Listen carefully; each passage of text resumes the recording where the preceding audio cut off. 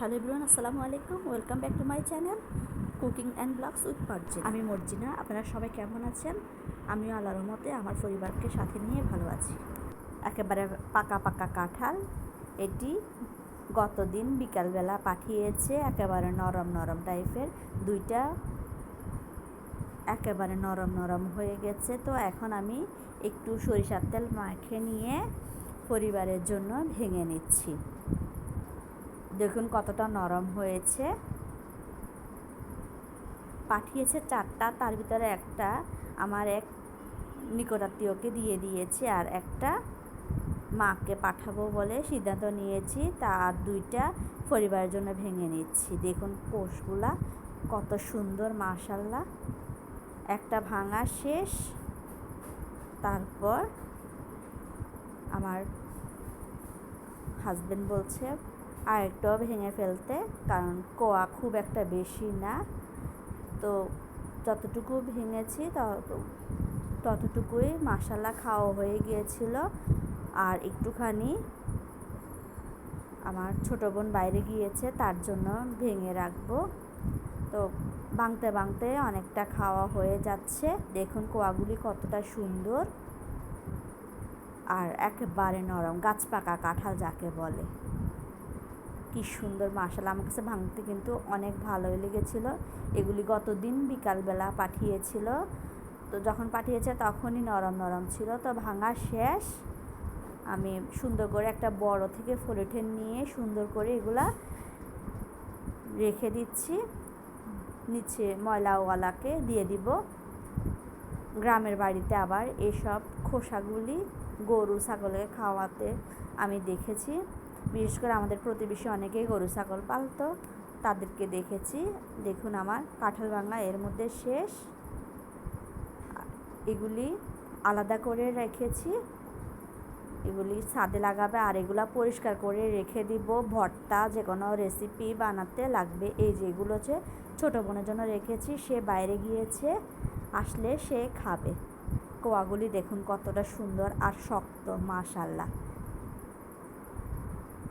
পরিবারের সবাই খেয়ে নিয়েছে। এগুলি এখন পরিষ্কার করে নিচ্ছি। ভিডিও যদি ভালো লেগে থাকে শুরুতে একটি লাইক দিয়ে দিন। লাইক দিয়ে ভিডিও দেখা শুরু করুন, কারণ আপনাদের এক একটা লাইক কমেন্ট আমাদের আরেকটি সুন্দর ভিডিও বানানোর উৎসাহ যোগায়। কাঁঠালের বিচিগুলি সুন্দর করে ধুয়ে আগেরগুলির সাথে রেখে দিলাম। এটা হচ্ছে পরের দিনের ভিডিও। সকাল সকাল উঠে আমি নাস্তা বানিয়ে নিলাম। প্রতিদিনের মতো করে কয়েকটা রুটি বানালাম, তার সাথে চিচিঙ্গা দিয়ে আলু ভাজি আর ডিম সিদ্ধ করেছিলাম, আর সাদা পানি। আর রাতে ভেজানো চিয়া সিডগুলি একটু নাড়াচাড়া করে নিয়ে পরিবারের সবার জন্য নিলাম। আর এক ফাঁকে আমি ভাত বসিয়ে দিলাম। এটি কাঁঠাল, আর এটি মায়ের জন্য পাঠাবো। মা ছোট ছেলের বাসায় গিয়েছে। এর মধ্যে আমার ছোট মেয়েও উঠে গেছে। দেখুন ওর অবস্থা এতটা ভালো না। ও আমার সাথে আগের দিন একটু বৃষ্টিতে ভিজেছিল। আসলে ছাদে গিয়েছিলাম একটু কাজে, ও আমার সাথে পিছিয়ে পিছিয়ে গিয়ে বৃষ্টিতে ভিজে গিয়েছিল। ওই জন্য ওর ঠান্ডা লেগে গেল। চিয়া সিডটা আমি সবার জন্যই ভিজিয়ে রাখি, নিজেরা খাই, এরপরে বাচ্চারা উঠলে ওরাও একটু একটু খায়, কারণ চিয়া সিড অনেক উপকারী জিনিস। তো ছোটো মেয়েকেও একটু দিচ্ছি। ও একটু নাস্তা করার আগে খালি পেটে খেয়ে এক ঢোক হলো খাবে, কিন্তু আজকে শরীর ভালো না, খায় নাই। তো প্রতিদিন মানে মাঝে মাঝে যে এরকম নুসেলা বা নিউটেলা বাসায় থাকে, আমার ছোটো বোন এনে রাখে। আসলে ও এগুলো খেতে পছন্দ করে, তো একটু ওর জন্য বানিয়ে নিলাম একটা রুটির মধ্যে। আর এরকম করে চকলেট 4টে ও খুব পছন্দ করে, তাই চানাচটা ওরা দিয়ে দিলাম। খেয়ে নিচ্ছে যতটুকু পারবে সে খাবে। চকলেটের মানে পাশ ও পাশ ঘুরিয়ে ঘুরিয়ে সেরকম করে চামচটা চেটে ফুটে খাবে। এটাই তার একটা চকলেট পছন্দ করে। যদিও আমি খুব একটা দিই না, যদি আবার দাঁতের এনামেলের কোনো রকম ক্ষতি হয়, তাই ঠান্ডা লেগে যায় অনেকে, তাই ছোট থেকে এগুলো অভ্যাস করে নিলে ভালো হয়। যাই হোক, ও এটা 4টে থাকুক, আর আমার এটা রেডি করে রাখলাম 10 মিনিটের জন্য, যেহেতু আমি ফ্রিজ থেকে আগে বের করে রাখিনি, তাই এটা ঠান্ডা মানে নর্মাল যে একটা ঠান্ডা ভাব আছে ওটা চলে যাওয়ার জন্য রেখে দিলাম। আর এ পাশে আমি যে বারান্দায় চলে আসলাম। বারান্দায় আমার পুঁইশাক গাছ, লজ্জাবতী গাছ আছে, কিছু কিছু মানে ছোট ছোট গাছ থাকা অবস্থা। আপনারা আগের ভিডিও যদি দেখে থাকেন তাহলে আপনারা বুঝতে পারবেন যখন আমি লাগিয়েছিলাম তখন কতটা ছোট ছিল। আর এখন দেখুন, এখন মাশাআল্লাহ খাওয়ার উপযুক্ত। আজকে প্রথমেই আমি কাটছি, এর আগে কাটিনি। আজকে বাইরে প্রচুর বৃষ্টি হচ্ছে, বাইরে আর গেলাম না, ঘরে যা আছে তাই দিয়ে একদিনের পরিবারের চাহিদা মেটানোর চেষ্টা করছি। এদিকে আগের দিন যে কাঁঠালের বিচিগুলো দিয়ে দিয়েছিলাম, এর আগেও কিছুটা ছিল। আগে একটা বড় কাঁঠাল আপনাদের ভাই মানে আমার হাজবেন্ড নিয়ে আসছিল, তখন মেলে রাখছিলাম কয়েকটা কাঁঠাল, বিচি নিয়ে চলে আসলাম। আর এখন দেখুন রুটিটার ঠান্ডা ভাবটা চলে গেছে, ও নিজে থেকে নিয়ে উপরে চকলেটটা খাওয়ার চেষ্টা করছে, কিন্তু ও তো আর চকলেট খাবে আর রুটিটা খাবে না, ছিঁড়ে ফুঁড়ে ফেলে দিবে। তাই আমি একটুখানি ছিঁড়ে ওর মুখে দিয়ে তারপর আমি আমার আবার কাজে ব্যস্ত হয়ে গেলাম। ফ্রিজ থেকে এক টুকরো রুই মাছ ভিজিয়ে দিলাম। এটা ভিজতে ভিজতে আমি শাকটা কেটে নিব, আর কাঁঠালের বিচিগুলো সুন্দর করে পরিষ্কার করে নিচ্ছি। শাকটা সুন্দর করে কেটে নিলাম, আর এক ফাঁকে কাঁঠালের বিচির জন্য একটুখানি পানি চুলায় বসিয়ে দিলাম। আর কাঁঠালের বিচিগুলো সুন্দর করে সাদা অংশটা খোসা মানে খোসা ফেলে দিয়ে আমি বসিয়ে দিলাম। আর এগুলো দেখুন সিদ্ধ হয়ে গেছে, পানি যতটুকু দিয়েছিলাম অতটুকুতে মশলা সিদ্ধ হয়ে গেছে। এগুলো এক পাশ করে রেখে দিলাম, মানে ভালো করে অফ সাইডে ধুয়ে নিয়েছি আমি। আর এখন ওই যে চুলার নিচে শুকনা মরিচ রেখেছিলাম, কাঁচামরিচ যেগুলো, সেগুলো এখন শুকিয়ে গেছে দেখুন। আর এগুলো সুন্দর করে টেলে নিয়ে কয়েকটা চিংড়ি মাছ শুটকি আর কি, চিংড়ি শুটকি আমি দিয়ে দিলাম চুলায়। আর একটু নাড়াচাড়া করে নিয়ে চিংড়ি শুটকিগুলো টেলে নিলাম। আর এই যে এখন কাঁঠালের বিচিগুলো সুন্দর করে টেলে নিলাম।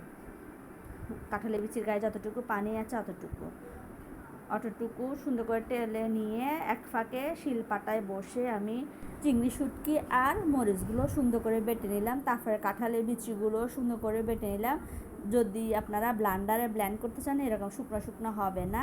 তারপর পেঁয়াজগুলো কুচি করে রেখেছিলাম, একটুখানি লবণ দিয়ে ভালো করে মিক্স করে নিলাম। পেঁয়াজ গায়ে যতটুকু পানি আছে কচলে কচলে সব বের করে দিয়ে এখন কাঁঠালের বিচির সাথে অ্যাড করে দিলাম, একটুখানি সরিষার তেলও দিয়ে দিলাম। দেখুন এই ভর্তাটা দিয়ে খেলে মানে গরম ভাত হ্যাভি মজা লাগে।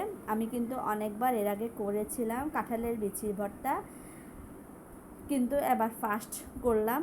মানে কাঁঠালের বিচি ভর্তা বা কাঁঠালের বিচি খুব একটা আমার বাসায় পছন্দ করে না, তাও আজকে মানে অন্য পুরুষ মানে আপনাদের ভাই মানে আমার হাজব্যান্ড নেই বাসায়, আর তাছাড়া মাও বাসায় নেই, আমি আর আমার ছোটো বোন খাবো বলে ভর্তাটা করে নিলাম।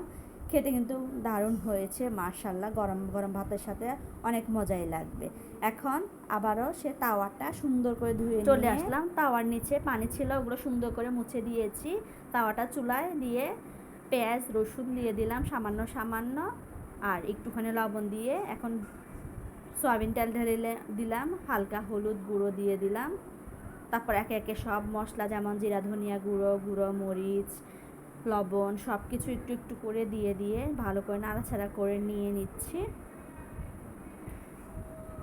মশলাটা লেগে আসছিল তখন আমি সামান্য একটুখানি পানি দিয়ে তারপর এগুলো সুন্দর করে কষিয়ে নিচ্ছি। মশলা কষানো হয়ে গেলে বাসায় যেহেতু কাঁচামরিচ ছিল না, কয়েকটা শুকনো মরিচ পড়েছিল, তো কি আর করা, এগুলোই আমি সামান্য একটুখানি ছিঁড়ে দিয়ে দিলাম। যে মশলাটা কষানো হয়ে গেছে এর মধ্যেও যে সেই মাছটা যেটা আমি ফ্রিজ থেকে বের করে রেখে দিয়েছিলাম, এখন ফ্রিজ থেকে মানে ঠান্ডা ভাবটা চলে যাওয়ার পর ভালো করে ধুয়ে এর সাথে একই সাইজের দুটা আলু সুন্দর করে একটু মোটা মোটা করে কেটে দিয়ে দিলাম। দেখুন একটু পর মাছটাও আমার সিদ্ধ হয়ে গেছে, আলুটাও সিদ্ধ হয়ে গেছে অনেকটা। আর এখানে মাছের যে কাটা আছে এগুলো আমি তুলে নিলাম, আর শাকটাও সুন্দর করে ধুয়ে পানি ঝরিয়ে রেখেছিলাম, শাকটা এখন দিয়ে দিলাম। সামান্য একটু পানি দিয়ে দিলাম, শাকের গায়েও যতটুকু পানি আছে। আর পুঁই শাকের যে ডাঁটা আলু যতটুকু সিদ্ধ হয়েছে বাকিটুকু সিদ্ধ হয়ে যাবে।